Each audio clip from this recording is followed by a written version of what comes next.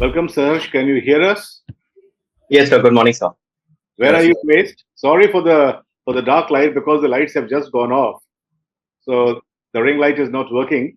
So I might be appearing very dark to you. It's okay, sir. So Sahars, where are you placed? Sir, I am from Kolkata, sir. From Kolkata. All right. And can you tell me something about yourself? So my name is Sahars Kumar, and I come from Kolkata, the city of joy. I did my schooling from the Ramakrishna Mission Vidyalaya in Narendrapur, and after that, I did my BTech from IIT Kanpur, followed by my MBA from IIM Calcutta. Okay. Sir, I also got an opportunity to work for a few times for a few years in the corporate sector. And sir, apart from this, my hobbies are traveling and trekking, solving cryptic crosswords, and painting by numbers. Wonderful. So you also started the conversation with by telling us that Calcutta is called the city of joy. Why is it called the city of joy? What is the joyful in Calcutta? Uh, Sir, actually, the epithet was given by Dominique Lapierre's 1985 book, The City of Joy. And sir, in which he had written of a particular family living in Kolkata and how, despite the various challenges that they face in the daily life, they maintain a positive and happy outlook towards life. And sir, this is something that I believe the city has adopted as well, wherein despite the trials and tribulations the people of the city might be facing, all of them, I see that there's a sweetness in the city, which can also be attributed to the sweets that they consume. But also, sir, it is there and they have a positive outlook towards life. It's very interesting because your name is also Saharsh. Yes, sir. So do you actually generally remain very happy? Yes, sir. I try to be content and happy with the smaller things in life, whether it be having an early morning to waking up to the sounds of birds, all of that, sir. I try to find happiness in the smaller things in life. Can you define what is happiness? When I was driven Um, through history, what is happiness? Sir, happiness to me is something that satisfies our soul. The satisfaction of the soul is happiness, wherein we are truly content. We are truly able to enjoy the things around us, able to live in the moment. That to me is happiness, sir. Third, there is an international index of happiness. Countries are actually evaluated in terms of happiness, and countries have been graded on that basis. How do you think this happiness can be actually evaluated or quantified? Sir, some parameters that can be taken in evaluation of happiness are, so firstly, inequality. That is a major reason, and that is a major reason for discontent and feeling unhappy. Secondly, sir, addressing issues like poverty or focusing on education, gender equality. So basically, taking inspiration, taking cue from whatever is mentioned in the Sustainable Development Goals. That would be towards a large extent towards providing happiness, sir. How is it that India, with its lot of very rich cultural uh, heritage, why is it not considered to be one of the happiest nations of the world? It figures very low. Why is that? Yes, sir. Sir, considering these parameters that I mentioned, wherein India has a huge amount of inequality, for example, as mentioned in successive Oxfam reports. Poverty is also, although we are moving out of poverty, a lot of people have moved out of poverty in the recent years, but it is still an issue. Unemployment issues are there. There is a perception of corruption, as mentioned in the corruption index. So, because of all these reasons, we are not able to match the countries such as the Nordic countries in terms of happiness. So, are these parameters quantifiable? Can I measure your happiness or can you measure my happiness? Sir, it has to be a mix of both quantifiable elements as well as qualitative elements.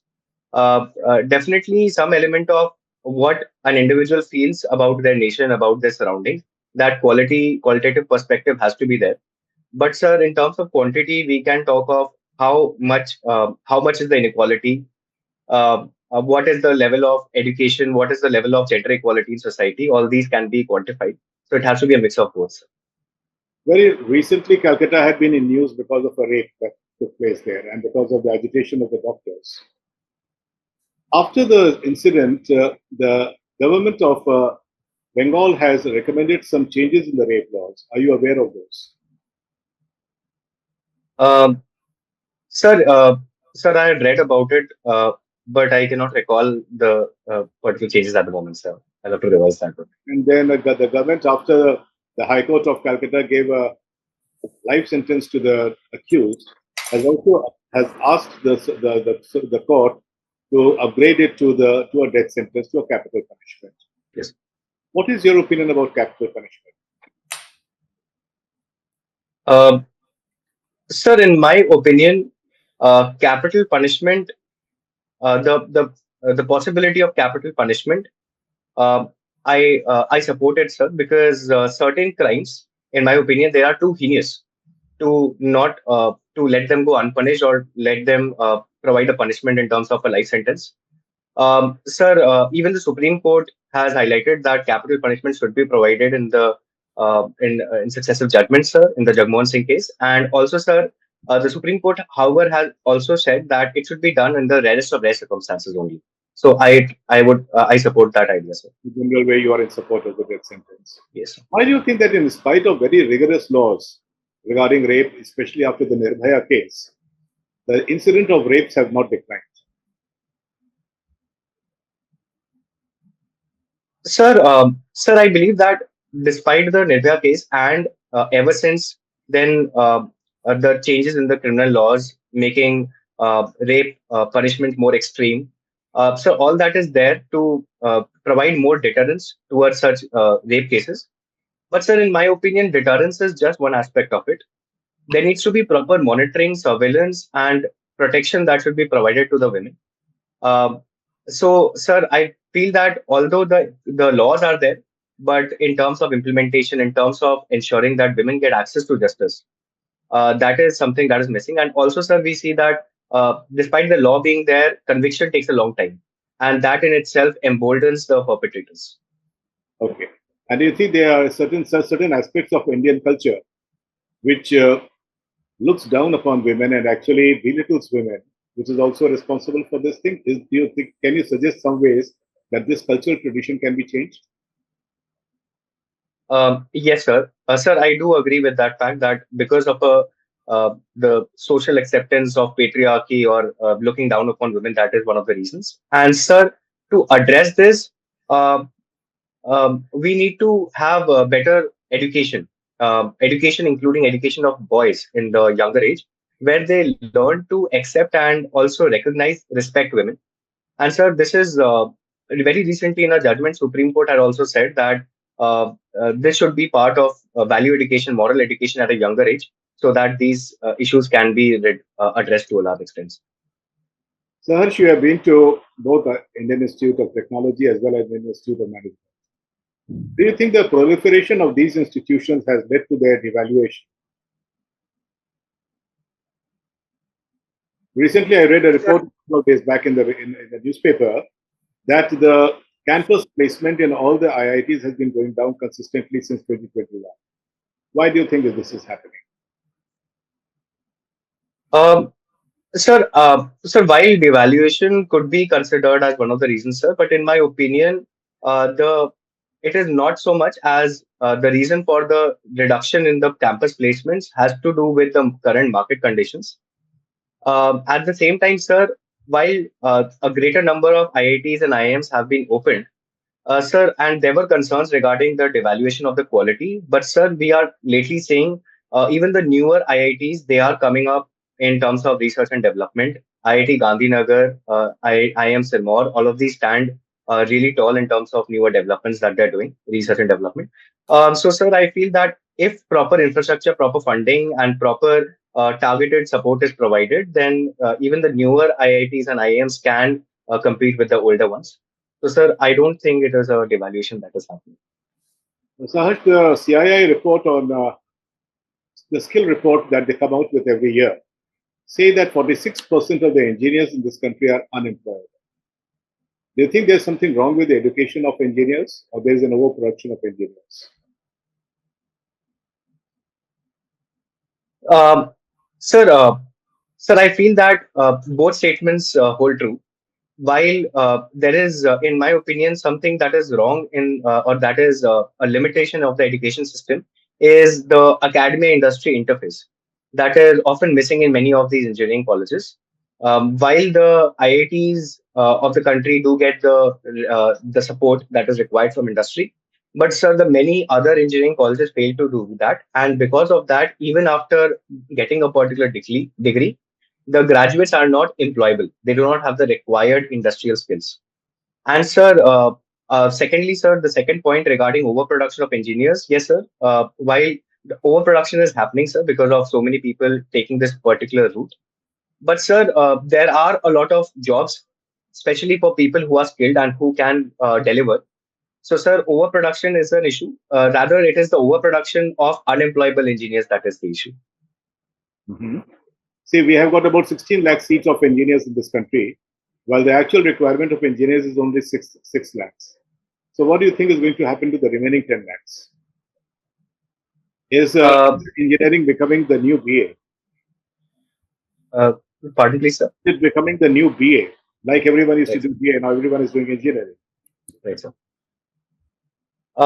Yes, sir. That seems to be the case. That like because sir, a lot of people are taking up engineering as a career, as a graduation degree, sir.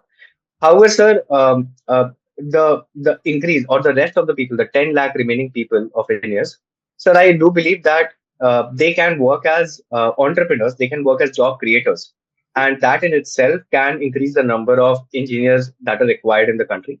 So, sir, this is one thing that the engineers can be targeted towards. Well, Saharshi, you also joined IIT, but then decided to go for IIM as well. So, were you ever serious about pursuing the engineering as genuine engineering as a profession? Or you were looking at something beyond engineering? Um, Sir, initially when I joined IIT Kanpur and I joined biotechnology, which was bioengineering, which is an up and coming discipline. Sir, I was genuinely interested in that discipline. However, sir, during my 4 years at IIT Kanpur, I realized that I have a greater inclination towards the managerial aspects and solving these kind of problems. And that is why, sir, after graduation, I took up a job at Ola Cabs. So, does that lead to a conclusion that youngsters in this country are not very clear in their mind about what they want in their life? Sir, I would agree to that, sir, to some extent, sir, because there is a lack of career counseling, especially in graduation, sir, before graduation, because a lot of people, myself included, the branches that we take is partly a function of our interest, but also a function of the rank that we get, the college that we get. So, sir, there is in my opinion, a lack of proper career counseling in the country, sir. So, you are staying in West Bengal, and right in your neighborhood in Bangladesh, there has been some turmoil. And Bangladesh has asked for the extradition of of the Prime Minister, the former Prime Minister. What do you think should India do in in this regard? Should India extradite Mrs. Hasina Baig? Um, Sir, in my opinion, India should, because India has signed the 2013 extradition treaty with Bangladesh, India should uphold that it is willing to transfer or extradite Sheikh Hasina back according to the law, according to the treaty, sir.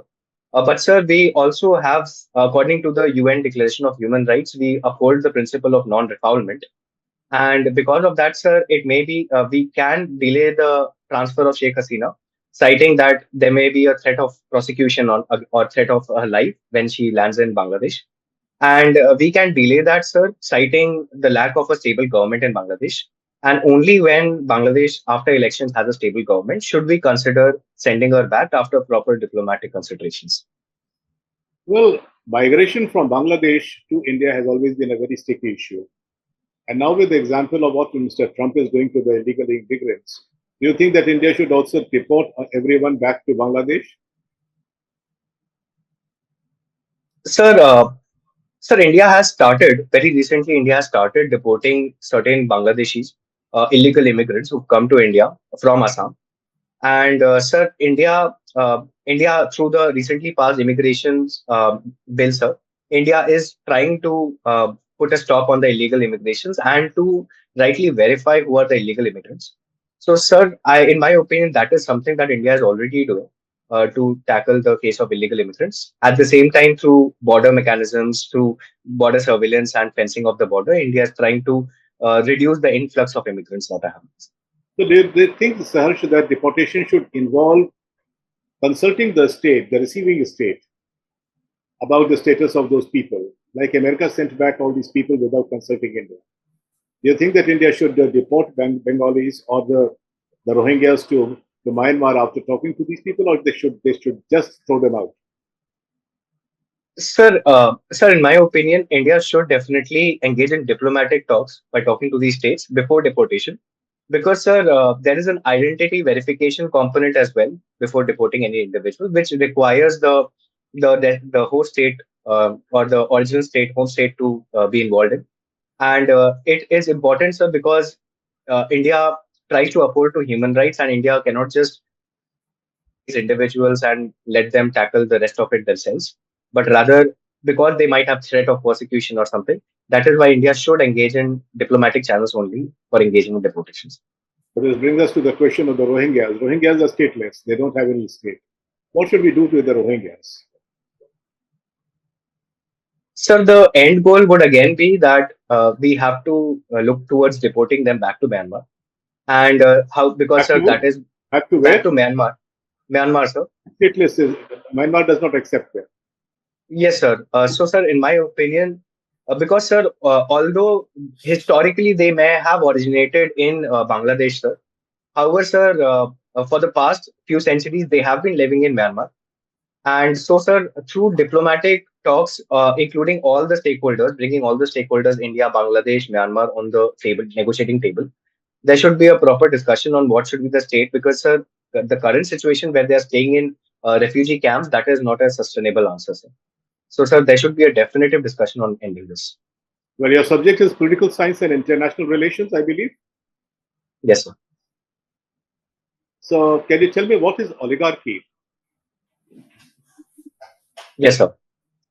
So, oligarchy is a rule of the few. When there are a few people, few elites who have all the power and who are running the country, that is oligarchy, sir. So, we have heard of the concept of elected autocracies, but now we have got the concept of elected oligarchies. Do you think America is an elected oligarchy? Sir, sir, I don't think at the moment, considering, uh, sir, I feel that it can be considered both either an elected autocracy or an elected oligarchy, sir. In my opinion, there are statements to consider both, because, sir, while definitely America has a lot of power elites who hold a considerable power and who run the government behind the scenes. But, sir, in the current situation, President Trump has a lot of powers, has a lot of unitary powers, and because of that, sir, America can also be considered as an elected autocracy. So, do you think that in light of whatever is happening in America, can America now be considered to be the leader of the free world?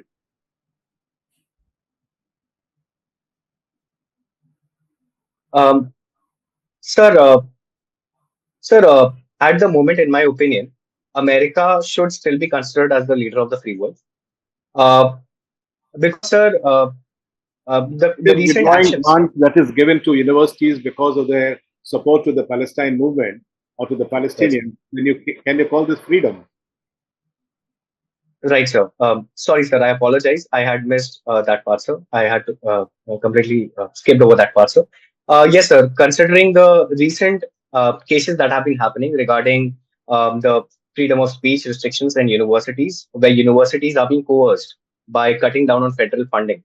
So there are definite genuine concerns regarding freedom of speech, which is the First Amendment rights protected under the First Amendment rights in USA.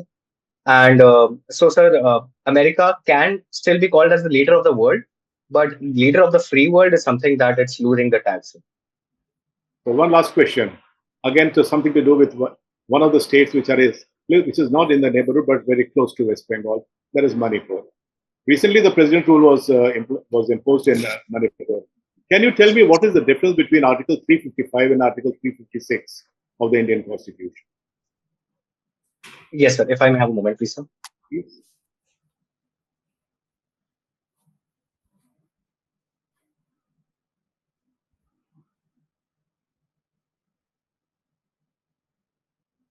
Sir, Article 356 uh, mentions that a president's rule or a state emergency can be established in any state.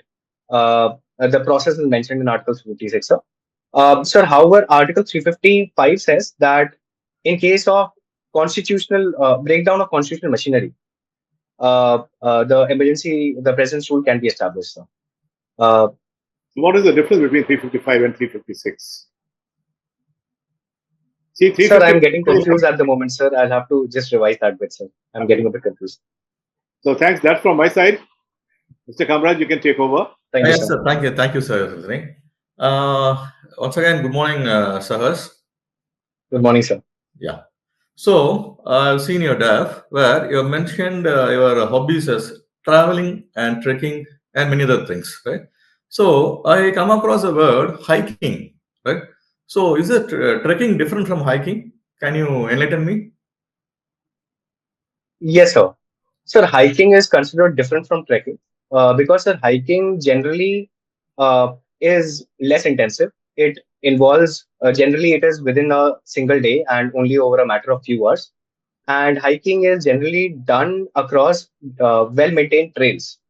However, sir, trekking requires specialized equipment, requires a certain level of capability or a certain level of capacity, and it requires it may take over multiple days, and it may take over areas where there is no well-maintained trail. So this is the basic difference between traveling and hiking, trekking and hiking. So can you tell me any recent place where you trekked? Yes, sir. So it was last year itself in the month of November when I trekked in the Sandakphu Falud mountains of West Bengal, sir, in northern West Bengal. Sir. That was the last trek that I've done, sir. Yeah, okay. Say here, you also mentioned you gave a speech on national pride. So, what is so proud about India if I ask you in this 2025?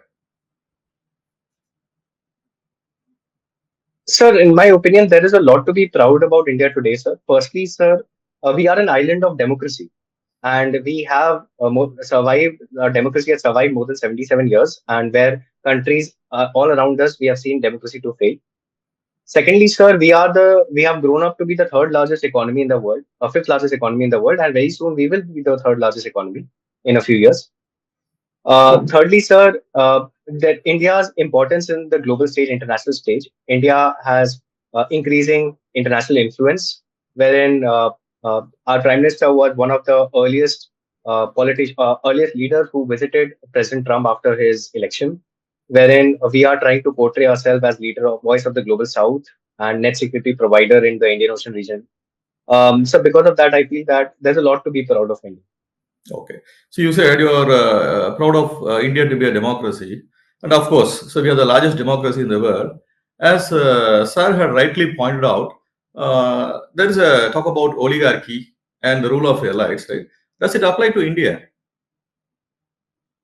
Sir, rule of The oligarchy and the elite rule, does it apply to India? Sir, while it may be true that certain individuals in the country have a lot of power and more power than others, however, sir, I feel that largely because of the different structural things that we have in place in terms of checks and balances, in terms of judicial review, or basically checks and balances between the three organs of democracy. Because of that, sir, I feel that the threat of oligarchy rule in India is much lesser. Okay. Say, you come from the state of West Bengal, and we have read that it is a nerve center of nationalism and also the epicenter of many social religious reform movements. And in my knowledge, so there were only three states in India where communism was at its peak during its high period. So one was Tripura, and other was West Bengal and the state of Kerala. But right, so in West Bengal, comparing to Kerala, so communism had declined. So can we say so that in India, communism, the ideology of communism is coming down? Um, Sir, I would agree to that statement, sir, because as compared to when communism was at its peak, when we compare today to that time, then the number of supporters of communism in all over the country, for example, sir, in West Bengal itself, the party, the Communist Party of India, that holds communism as its ideology, that is losing a lot of ground and supporters. And because of that, sir, I feel that communism is declining all over the country. Yes, sir. So, can we mention globalization as the reason for the decline of communism? Um, Sir, globalization could be one of the reasons. Yes, sir, globalization and the advent of capitalism, where people are getting more and more involved and in finding employment and capitalistic pursuits. At the same time, sir, I feel that the way that the state has been able to develop into a welfare state, provide welfare to the people, that has also been one of the reasons why communist tendencies has declined in the state, sir. Okay. But the state is also, you said it's a welfare state, but the recent labor laws were in favor of the employers rather than the employees. So, can you call India as a welfare state? Um, Sir, the labor laws which have been mentioned in favor of the employees, the labor codes, sir, in favor of the employers rather than the employees, sir. Sir, that is definitely a point of concern, sir. However, sir, I believe that uh, India can rightly be called a labor welfare state, sir, because when uh, people have the chance that people can raise, if there are any concerns, the unions can raise their concerns to the proper authority. And sir, the proper authority, considering the importance of the unions, the labor unions, the respective authority will take steps to reduce the effect, the impact that is as that the labor laws have been having on the people.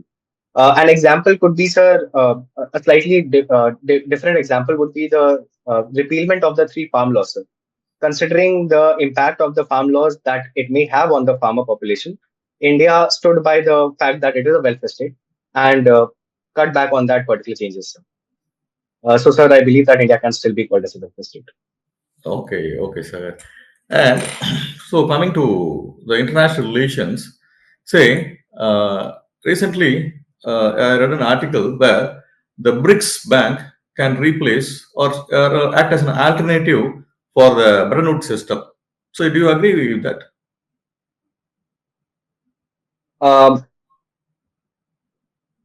sir, if I may have a moment, please. I have not Yes, come across yes, this article, yes. so I have to think. Um, Sir, yes, sir. Sir, the Bretton Woods system is losing its importance, sir. The multilateral institutions like uh, IMF or World Bank are losing their importance because a lot of regional banks are coming up, such as the AIIB or the NDB, New Development Bank of BRICS. And because uh, all these banks, all of the countries that are involved in these banks, they often prefer, we see they have a higher preference towards dealing with these banks. So the importance of the Bretton Woods system is declining because of that, sir, I believe. But sir, uh, I would not say that it has totally declined. It still has its own role to play. World Bank is a premier bank, important institution, and it still has its roles to play, sir. And one last question. So there was a great visionary, so who recently passed away. That is Ratan Tata, who had a dream of a car for every Indian. So is this dream still possible? Sir, sir, while Ratan Tata's dream, a car for every Indian, sir, at the present condition, it seems like a dream, sir. And although, sir, it may be in the future when the price of vehicles goes down or the disposable income of people increase, then people may be more willing or can be may more be able to buy more cars, a car for every individual. But, sir, in my opinion, uh, that should not be the case, sir. Because, sir, rather we should focus on public transport more, and instead of having a car for every individual, uh, we should rather talk about how every individual should have the capability to buy a car. But sir, because of the huge or the better public transport system, not everyone buys a car. That should be the goal, sir, in my opinion. Good, Mr. Sir. So I will pass it over to Sir. Sir, please. Yes.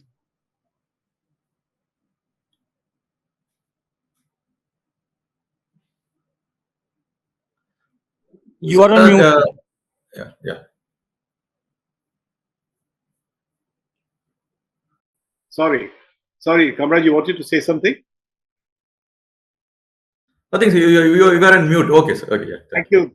Yeah. Harsh, that is all from our side. You can leave now. And our best Right. wishes. All the best. Thank you, sir. Sir, regarding the feedback, sir. Yeah, we'll give you a feedback. You just leave for a couple of minutes. Okay, sir.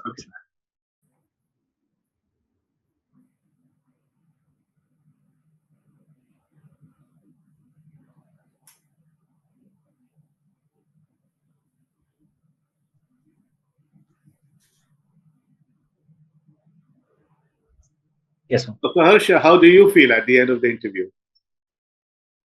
Uh, Sir, I feel that like there were a few hiccups in the interview. For example, sir, the freedom of speech question that you asked, uh, there was a slight hiccup there, sir. But and sir, towards the end, regarding the question sir was asking, I felt that I had reached a level of saturation, and I feel that I could not perform as well I could have. So yes, sir, I think these were a few things. You have done more mocks. How many mocks have you done this time? Sir, about 5 or 6 mocks I've done. 6. And do you feel that you have been able to take the feedback that you got from the panelists? Yes, sir. Sir, I feel so, sir, because towards the beginning, in the initial few mocks, the major feedback that I had was that I was speaking very quickly. And I was giving very longer answers. The answers should have been more crisp. So I feel that I've been working on that front. Yes, sir. So good. I think so that we find that you are a very, very good candidate. And you should do very well.